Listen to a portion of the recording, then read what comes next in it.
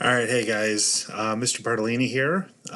This is the first video we're going to have over the course of the next several weeks. I'm going to give you a bunch of supplementary information to the videos that have you watching at the start of every week. We're going to follow that up with our, hopefully, what works out as a conference call on Friday.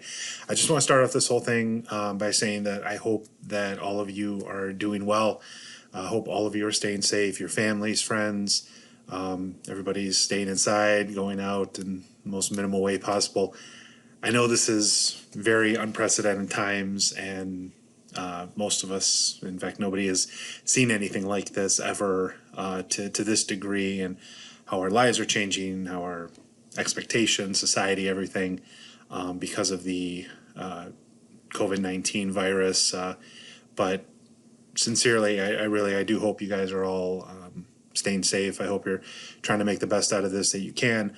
Hopefully, a little communication and everything with your friends, anybody helps get through this. Hopefully you all are keeping busy too. And from what I've heard, talking to some students, getting a fair amount of rest, it seems. But just want to start taking you through everything. You'll see up here in the video, the PowerPoint, I'm going to run through slide by slide. This is going to build off some of the different topics from the videos. I pulled some of the quotes directly from there, pulled some of the other concepts. So we're not necessarily going to be going through chapter by chapter in the book. Some of this, as we go through here in the first couple weeks, and even maybe as ones we go later on, we'll have a bit of review from chapters we already covered. I tried to cut out maybe some of the stuff that I didn't know necessarily need to go back in depth into. Some of these I still wanted to go over a bit more, and I'll take you through that. Hopefully this helps get a little bit more out of the lesson. Obviously, if you have questions, anything you're curious about on this, you can, as always, email me, but also join in on the conference call. I'm going to try to get those links, the invites sent out between today and tomorrow. It's going to be going through your school email address. It should be. I'm going to try to set something up from Schoology, and we're going to go from there. So let's start taking our way through here, and just, if I can, there we go. So the first of the 3 episodes was the specialization and trade episode. Just a couple key things to understand with this. The idea of specialization, simplest way to try to understand it, hopefully you got a lot of it from the video, it's the fact that we don't live in a society anymore where everybody has to make everything for themselves. Now, obviously, certain people have maybe different viewpoints on that idea. There are a lot of those who have acquired many skills in being able to do things, build their own things. But even all of that at its root relies on the work that other people do. So the difference being, if we were, you were a family living on a farm, any clothing or things you had to make, food that was caught and made, and if you're going way back, tools that had to be created, things like that. Obviously, society evolved over time. Certain methods became adopted, but it was specialization that was a big part of it. People developing certain skills that allowed them to produce certain things that then could turn around and be sold or traded for other things that others had made. So one of the key lines they said in the video is verse 1, specialization and trade make the world better off. Now, I did put that as one of the questions for you to consider answering. Is that actually true? And it's a very broad statement. You could certainly argue about it making people's lives easier. There are challenges that come with it too. We'll get to that as we go through. To give you an idea of what this looks like in terms of the U.S., though, the next bullet point on there, the U.S. produces 40% of the world's airplanes, but only 2% of the world's shoes. So beyond just the point of being an individual or a family that can't do everything on its own, countries cannot do everything. There's a lot we can and we do produce in the U.S. There's also a lot that other countries can and do produce. So this is where the part of trade gets into the advantages that certain nations have. Things are more prone or better at either growing or building, creating, and then shipping around the world. We'll talk more about that as we go along. You're going to hear a lot of references throughout the course of the videos to Adam Smith, generally considered the first modern economist. The shortened version of the book title is The Wealth of Nations. It's a core part of any economics course of study. He has a lot of different beliefs and claims in there. Probably the most famous is the invisible hand. We'll kind of, go around that idea as we move along. It's basically that people are guided to act in a certain way in a free market system. Adam Smith was big on the idea of the free market. But one of his lines in there that self-sufficiency is inefficiency, and inefficiency leads to poverty. So the idea, he saw it as if everyone is self-sufficient, you're not going to be making the best use of your resources. That will inevitably lead to poverty. Now, if we're being honest, the fact that we don't have as much self-sufficiency and we do have the specialization, there is still poverty. That is a very true statement.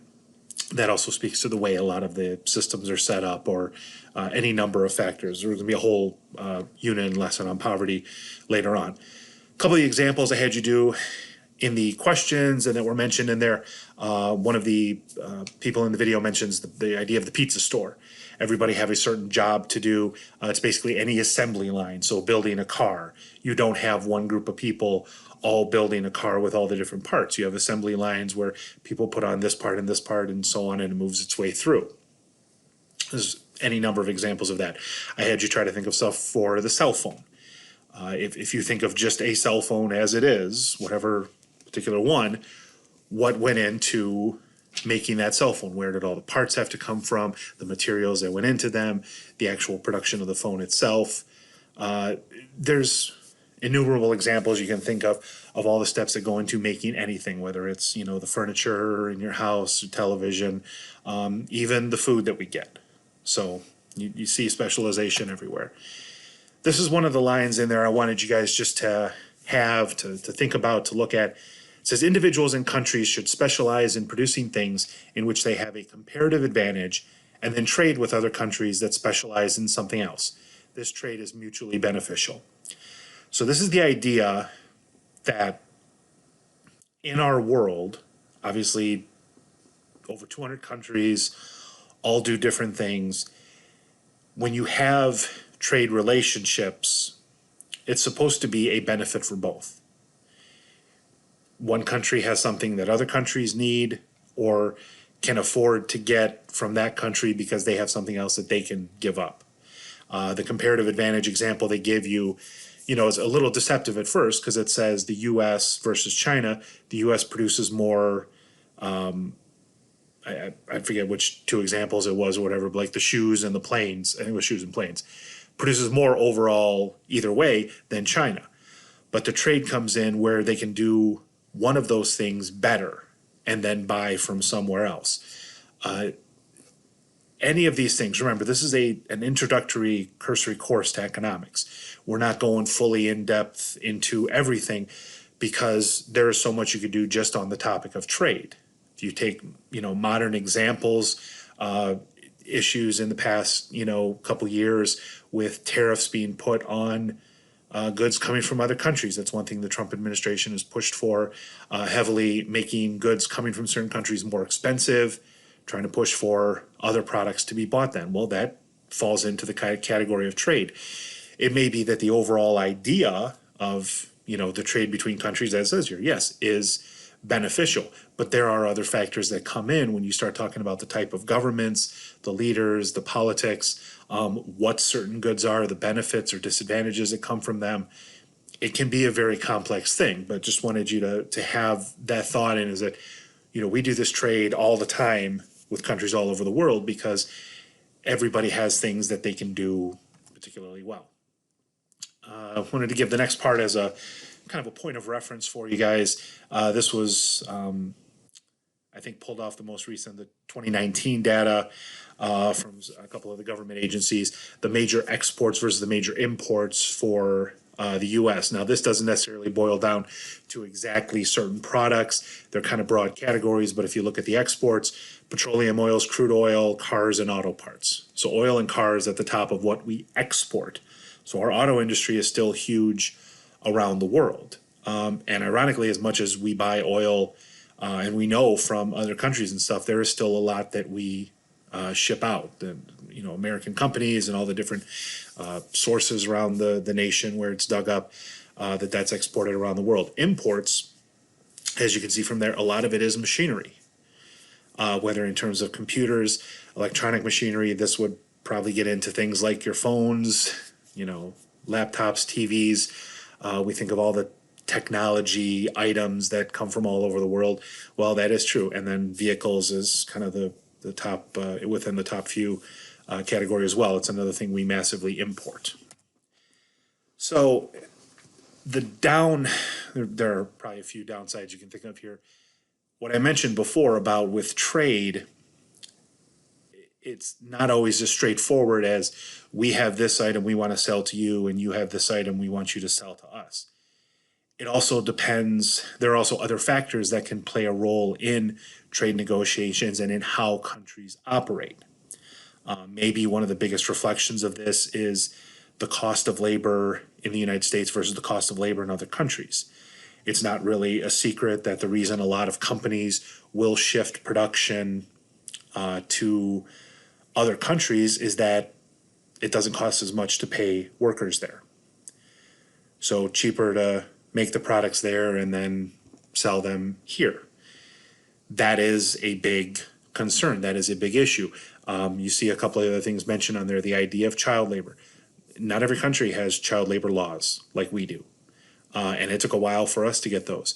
Pollution issues. We have them here in the US. Other countries do as well.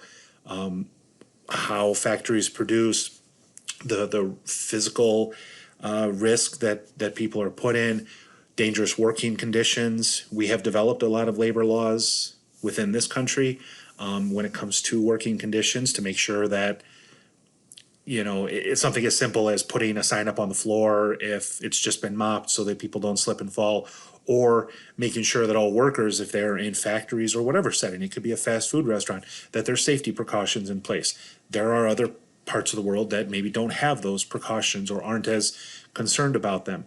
And this gets to be, a difficulty. Now, to be fair in saying that too, there are things that other countries may focus on that we don't as much. We say that we have a lot of the labor laws, but also a lot of labor regulations and just business regulations in general have gone away over time. A lot of our biggest companies can move their money, declare themselves part of another country anywhere they want so they can avoid regulations and avoid paying taxes. If you guys have looked at recent examples with all the large corporations and companies that have been looking to get bailed out, one of the big ones that caused some controversy was the cruise line industry. Obviously, cruises right now, there were a couple that were stopped because of the COVID-19 virus. Not many people are going on cruises, obviously, but some people were countering back that say, hey, you want to get bailout money, but when it comes to it, you fly the flag of other countries because you're incorporated in those countries so you can avoid U.S. taxes and regulation.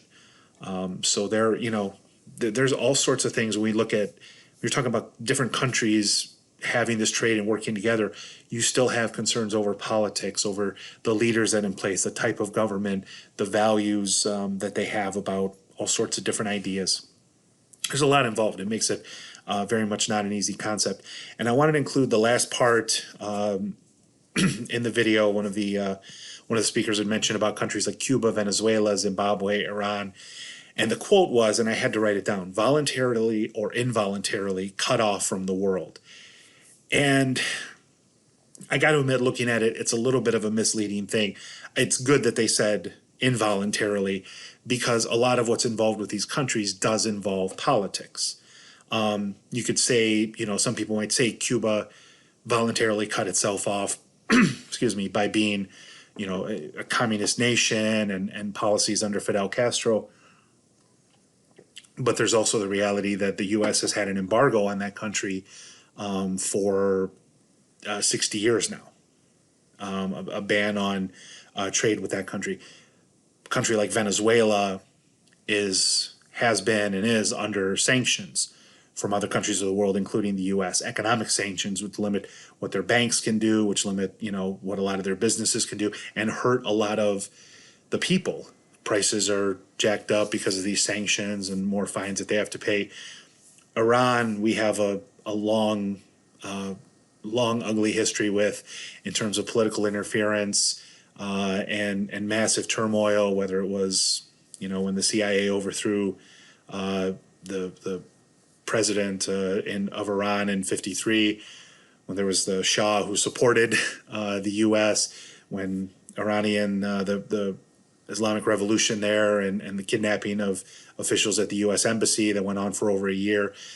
There's a lot of politics involved there too, as well as, economic decisions that leaderships make. So I just want to make sure you guys had that in mind. It's not as it wasn't entirely inaccurate. They did say, voluntarily or involuntarily, but there's other assertions than just have decided not to trade with the world. So, all right, so moving on. So that was all from the first video. Second one takes us into economic systems and macroeconomics. Now, a little bit of this is going to be some review. This was actually going to be one of the later units we did in terms of the economic systems.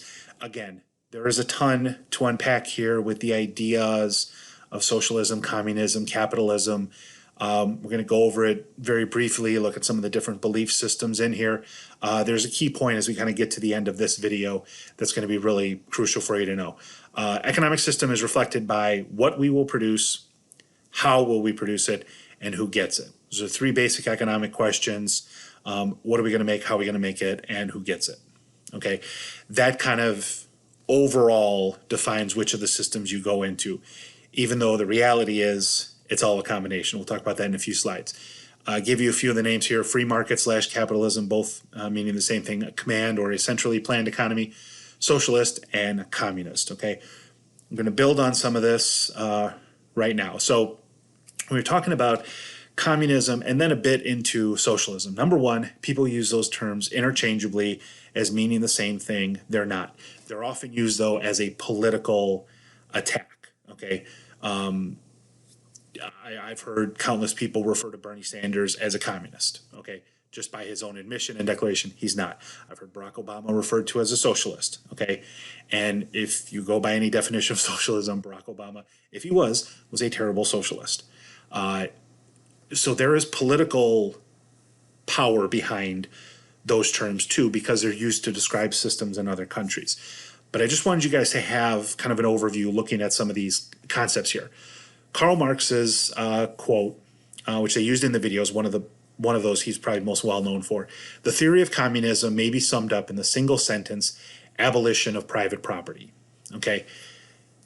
The key to understand here, and really with this whole video and the whole unit, is it comes up a little later and I put it in the slides, but no pure system of any of these has ever existed. Karl Marx was seeing everything as a response to capitalism, to the system that had been dominant for a long time. He saw this as like kind of a revolutionary approach, that the working people, the working class, had been downtrodden for so long. Once you got rid of private property and there was a more communal based sharing of everything, sharing of all the factors of production, it would mean ideally like no bosses, no managers, stuff like that. It would just be everybody working together. That would create a better economic system. Obviously, and that's never come to light. And the thing that's labeled with the countries at the bottom, where it says communism in China, Cuba, the Soviet Union, in the video they say, these are the perfect examples of communism, but not really. The reason is because they weren't full on, just by the definition of communism, by what Karl Marx and Friedrich Engels wrote about it, it wasn't communism. It was with an authoritarian government in those countries. And so it wasn't like a full practice of communism. It went away from anything for the workers and went to a central authority that ruled over. There's a reason the Soviet Union fell under like the description of totalitarianism in some of the books when you study World War II, because that was more of it. It just happened to be claiming they were communist. And then there was a weird shot they took about the command argument is really only relevant for North Koreans and for some nostalgic Cubans and Russians. That was kind of like a glib, kind of cheap shot at them, especially, because again, it's not the economic system, maybe necessarily. They might be missing the economic system if it were what it should have been. That's the idea, that like they miss having a big central authority. So it was just a weird one. And you have to look at, if you're being honest, what some of those countries did to, as much as people may not like or approve of the authoritarian type leadership they have, or how they've governed over things. A whole lot of people emerged out of China, out of poverty, under some of the communist leadership. Again, it's not a full-throated defense of them or whatever, but it's being honest. Cuba, even with the communist rule they've had for a long time, they have a lung cancer vaccine that was done in some medical research. So there are things you have to be able to point out about them. But generally what we've seen, at least from a communism side, has been the ones that have claimed to be communist countries were more because they had an authoritarian bent with them. With socialism, and we'll get to this next slide in a second here. With socialism, that's also used to describe like a Cuba, or more often than not, a lot of South American countries, places like Venezuela, because they have more of a socialist trend. Socialism, it is kind of the basis similar for communism, where you're going to have more of that communal ownership. There's collective objectives for everyone, and that's never like fully been put into practice too. It is prominent in some of the policies in Venezuela. It's also prominent, socialism, in some of the policies of some of the Scandinavian countries, like Norway or Sweden. They have aspects of it there too. A lot of it, maybe relies around the idea of a safety net, having help for people that need it within the system. But so just understand, there can kind of sometimes be some confusion with that term. As we go to the next part here, this is on the capitalist idea. We go back to Adam Smith. It is not from the benevolence of the butcher, the brewer, or the baker that we expect our dinner, but from their regard to their own interest. And right after that, if there's no demand for a product, resources won't be wasted on it. So these are some of the tenets of the free market idea, is that the reason, and people will argue, the reason the free market is the best thing, the reason the free market works, is because everyone is pursuing their own interest. Because they're doing that, they will do things that not only do benefit them, but then that can benefit other people. It's the idea of self-interest. Now, the thing is, when we start thinking about human behavior, that causes people to take a pause, to think about that. Is everybody going after their own best interest? Will that benefit society as a whole? It's an open-ended question. It's a tricky question. The idea here with that quote is like, it's not that the butcher or the brewer or the baker, that they're it's not from their benevolence that we get our dinner. It's because they're in their own interest trying to make money, thus we get dinner. There's obviously a lot more you can go into with that. If you take the second part, if there's no demand for a product, resources won't be wasted on it. You guys have, we all have, countless examples we can probably look to of places that used to be in business, or goods that used to be available and then aren't anymore. Usually a lot of that has to do with the demand. Taking on to the next slide here, think of changes in demand. We're going to talk about supply and demand in a little bit here, but for different products over time. So I just gave you a whole list of different stuff: cars, computers, phones, music, appliances, clothing, food, whatever. You can start thinking of a bunch of stuff that simply is not around anymore or fluctuates through it. We're coming up. I mean, I know we got to get to summer first, but when fall hits, producers know that's when people want pumpkin spice stuff. Like, that's something you can actually track, and sales of those products go through the roof, just because of that particular time period. If you want to take something like music, yes, I'm old enough. I can remember having cassette tapes, which I don't even know how many of you know what cassette tapes are, CDs, and then switching to digital. Well, even before cassette tapes, there were 8 tracks, which my dad still has a bunch at his house. Demand changes over time. As new technology developed, there was less demand for other things. One of the things that's made a comeback, which is kind of funny, if you notice it like Best Buy or some of the stores, is actual LP records, the big ones. Those used to be massively popular, then went away as we went to cassettes and CDs. Now it's kind of like a vintage comeback. And that's just the idea of music. The features that you see in cars, what computers look like, the fact that I'm doing this on a laptop that is from school, that was provided for the teachers, that we have those in there. The widespread demand for computers now and the sizes and what they do. The phones, I said before, I mean, what phones used to look like. I think I told you guys before, the earliest version of the car phone was a giant briefcase that you actually set on the seat, and it had a cord, and then the earliest cell phones were like this big, and then some had flip phone open, all this kind of stuff, and how demand has changed. It's based on what people, a combination of things, not only what people do, where they go to buy stuff. It's the reason certain stores don't exist anymore. If there's people not going there, then they might eventually shut down. As people's tastes change, as technology changes, all sorts of stuff you can go into there. And here's the key point with the economic systems. The fact is, modern economies aren't either completely free or completely planned. Everything is a mix. We use the term mixed economy because that's, at the end of the day, truly what everything is. No pure free market system exists. No pure centrally planned system exists. There are ones that are seen as close to the extremes, but pretty much everything is mixed. There is some spectrum, some level across the spectrum of government involvement. Even for the United States, where we say we are a capitalist system, we are a free market system, we do have a lot of socialism. So when there are people who say, we're not going to be a socialist country, in some ways we already are, because we have aspects of socialism. The idea of the greater good, something for a community base, that it's just we're all going to contribute to it being there even if we don't use it. It's just a matter of how much. So it's important to keep that in mind. All right, final part, and I know I'm going on here. I hope you guys staying with me through all this. Final video was on supply and demand. We already started going through this, so hopefully I can probably do this a little bit briefer. We did a lot of this prior to school being shut down. Talked about the curves on here, the idea of voluntary exchange.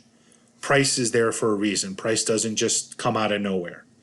We look at that exchange, people exchanging money for goods, the supplier providing goods for money, the person in demand, the consumer using money to buy things. Okay, all of those things relate. Just like the point we made prior, if you don't like the policies of a place, don't shop there. It's a tenet of supply and demand. That those things, the prices will change, the availability of products will change based on how people are acting. Probably right now, the best example, and I've talked about it with people just in conversation, is you guys have seen what's happened with toilet paper. Now, I don't know why the moment this happened, everybody bought up toilet paper, because there was nothing about the disease that has to do with giving you uncontrollable diarrhea or anything like that.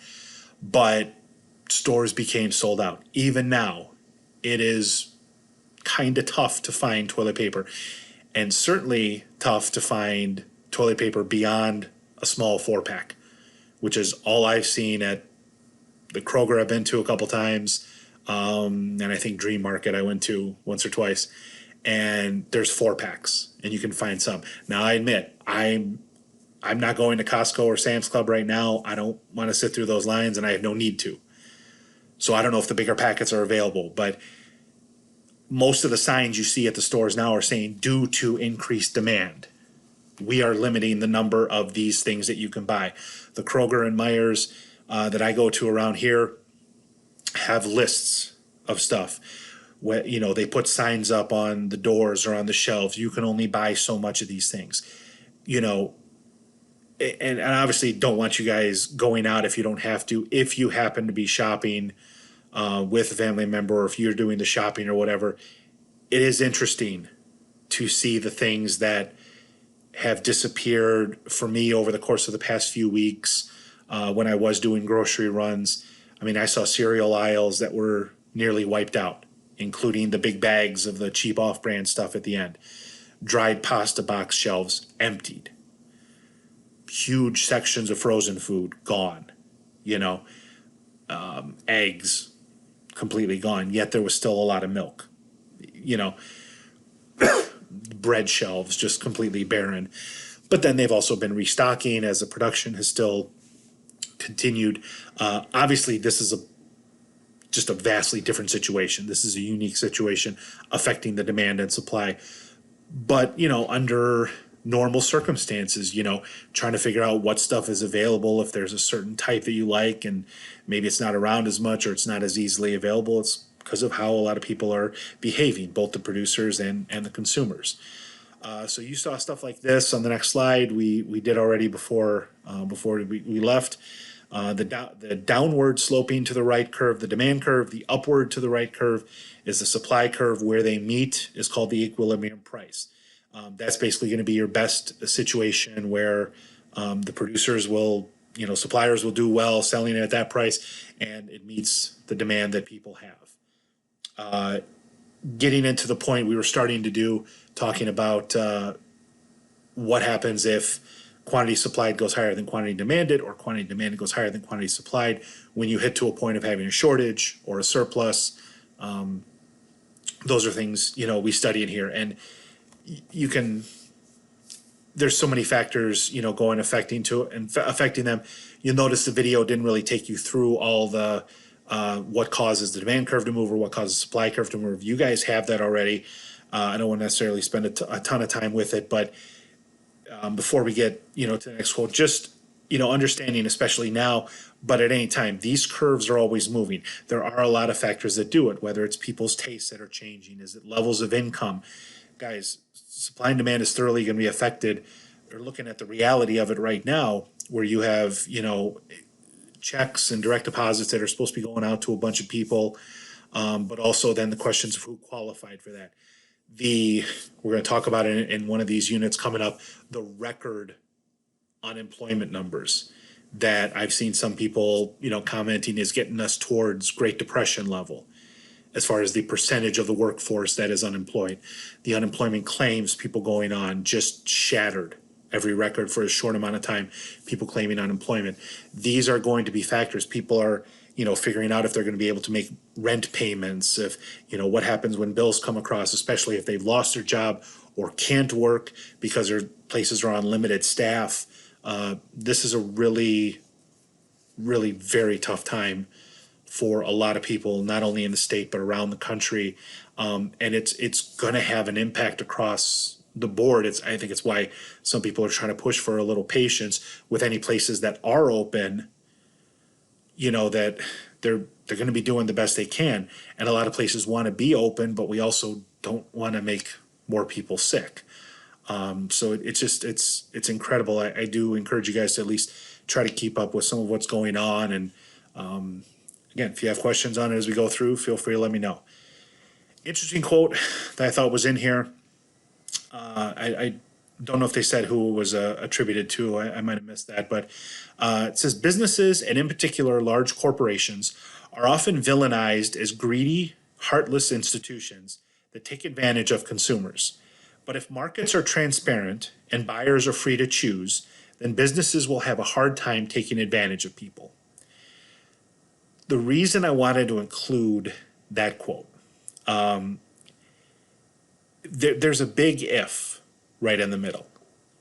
It says, if markets are transparent and buyers are free to choose, then businesses will have a hard time taking advantage of people. Because if you ask the question to anybody on average, they could probably think of businesses that they feel take advantage of people. Now, maybe it is, maybe it isn't. Maybe it is the way they have to do it to make money. Maybe it is the way they have to do it to be able to pay workers what they do. But there are things, and people are finding it out right now. I was talking to somebody recently and noted the article that said there was an insulin maker, the medicine, that they dropped their price of insulin dramatically by a couple 100%. and because of the hard time people are having right now. Now, the sad part about that is some people looking at it saying, oh, so it could have been cheaper. You were just marking it up all the time to make more money off of people for a life-saving medication. That upset a lot of people. A lot of those things are being noticed where places are, and we're talking like the big, that's why it says in here, the big corporations, ones that make millions, billions of dollars, a lot of whom unfortunately have not paid taxes in recent years, or in some cases many years. But it's an interesting thing because you want the markets to be transparent. You want buyers to be free to choose, but they're not always free to choose. And when you have some of the consolidation, when you have some of the combinations that have happened where you eliminate a lot of the other companies, whatever, you're left with only a small number of choices, and that can be very tough on the consumer. I wanted you guys just to look at a few of these. I included these in just for a point of reference. Actually, I forgot, we got one more thing before we get to it.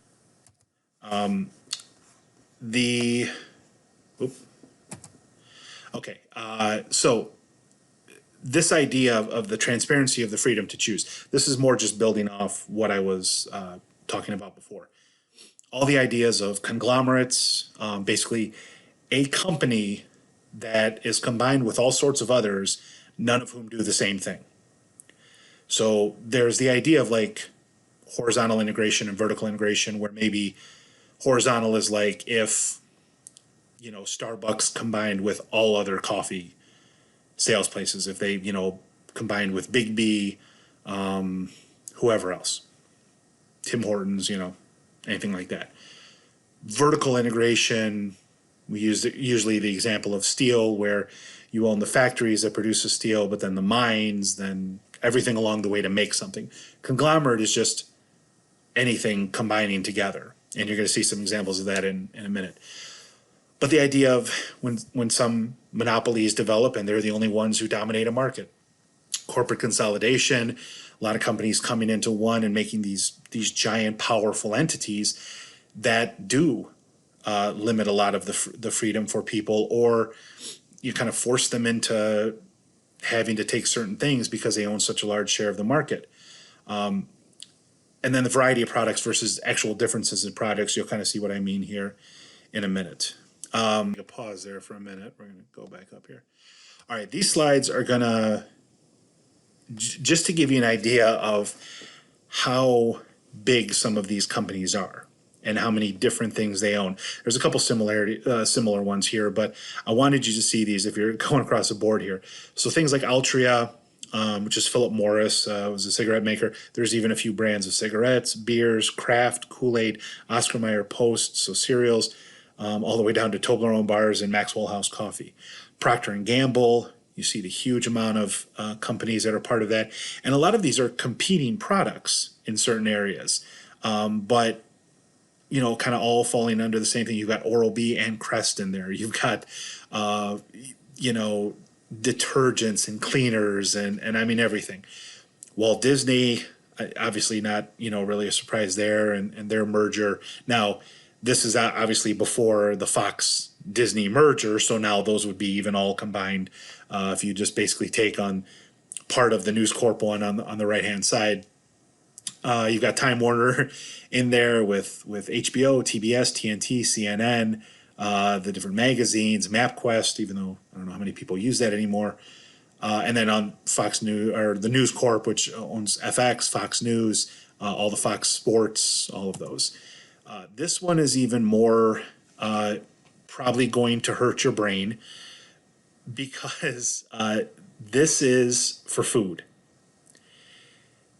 That small ring of companies in the middle own all of the products you see around on the circle. So you look at PepsiCo, at Nestle, Coke, Kellogg's, you see all the different ones around there, Mars, Dannon, and then look as the extension from there, how many different products are owned by those places. All different types of products, companies.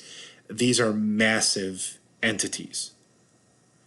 I'm going to put this PowerPoint up on the website as well, so you guys have it to refer to. If you want to take a bigger look, you can find these pictures on Google as well. This I had to condense down a little bit. Very similar to the other one I show. It did include Viacom and GE in there. I wanted you to see that as a point of reference. All the different logos for the different companies, TV stations. Media is one of the biggest ones. There's really only a handful of media companies, yet we have how many hundreds of channels, stations. I know a lot of stuff switching to digital and streaming. That's adding a whole dynamic to it now. But some of those companies you see on there, Hulu, bought up by GE, where the other ones will fall in, who knows. So the last thing I wanted to get into was what I admit was a weird one that came out of the video, but did pose an interesting kind of discussion where they were talking about a market for human organs. And they said, used kidneys as the example. That, on the surface, it's kind of a horrific sounding idea, having a place to sell human parts. But the reason they did that was getting the principles of supply and demand and seeing that they can apply. There are things that were determined. Before this example was given, I think there was a scene with where they're answering the call about the house on fire, and here's how much it charges, and then she hangs up on him because he can't afford it. It's because in our society we've decided there are things that are not going to be up for market competition. Providing police, fire, public education. These are things that are just going to be expected to be provided for society. This one just got into an interesting example. So if you take a look at the quote, payment for organs is likely to take unfair advantage of the poorest and most vulnerable groups, undermines altruistic donations, and leads to profiteering and human trafficking. So the fact is that they've looked at it, and some have talked about it, even maybe studied it to a degree, is could this be something? Now they mentioned the example of like an actual exchange and obviously approval of who's donating it and who it's going to. Now, is this something that's going to be happening or could happen? I don't know. I really don't. It was one that kind of caught me off guard watching the video again too. But it is just at least interesting to think about, because there's kind of always that look at how do we change this market, or how can we make this thing a little different. It was very interesting. There are questions that come up with it, obviously, and this is the point to wrap up on. Everything from incentives, subsidies, bailouts, moral obligations, societal obligations, debating points you can have over these ideas of supply and demand. Several points in the video they mention about either subsidies is like, government support for a business or for an industry, or bailouts. We're going through those discussions right now. There's a lot of corporations, a lot of companies that are looking for bailouts because they're going to be hit so badly economically over the course of this year because of all the closures, that they're asking for money to support them. There are people who would make the argument that the government should never bail out companies, because if they don't survive, they don't survive. Now, these are extraordinary circumstances, but there are some who still cling to that belief. There are others who think, depending on the business, there should be support for it, to give a boost because they need it. There's all sorts of just fundamental questions based on your beliefs, on what you think the value of certain industries or businesses is. Should there be incentives provided? We had a case in Michigan many, many years ago, but where we were trying to get some of the film industry to come film in Michigan. Well, there was a whole debate about tax incentives. It's basically, in a way, kind of try to bribe these companies, saying, hey, we want you to come here and bring the jobs with you. We won't make you pay taxes. And you get people on both sides about whether that's the best approach or not, and then just the moral question, especially true with like the organ market. Is there a moral problem with that? Is there an obligation we have to society? All sorts of questions. So hopefully this helped. I know it was quite a bit there. I just want to make sure you guys have this support to go with everything. Please, if you guys need anything, email me as we go along here week to week. I hope you guys are all staying safe. I hope you're doing well. Trying to have some fun and hopefully trying to get some work done and build on your own knowledge base a little bit. I will again send the stuff out to get you guys caught up with or get you scheduled for the conference call this week. Hope you're doing well, and I will talk to you soon.